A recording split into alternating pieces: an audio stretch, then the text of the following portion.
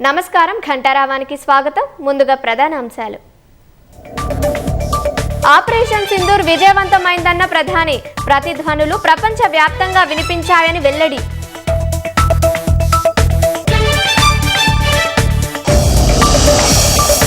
భారత క్షిపణులు, డ్రోన్లు పాకిస్తాన్ భూభాగంలోకి చొచ్చుకెళ్లాయి.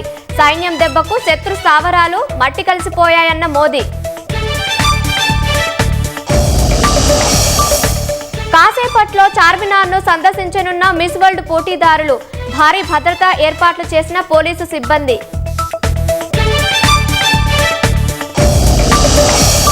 మహబూబాబాద్లో 16 కోట్లతో అభివృద్ధి పనులకు భట్టి శంకుస్థాపన.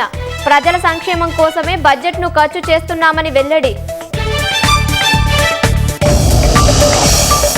మెదక్ జిల్లా వెంకట్రావుపేట వద్ద రోడ్డు ప్రమాదం.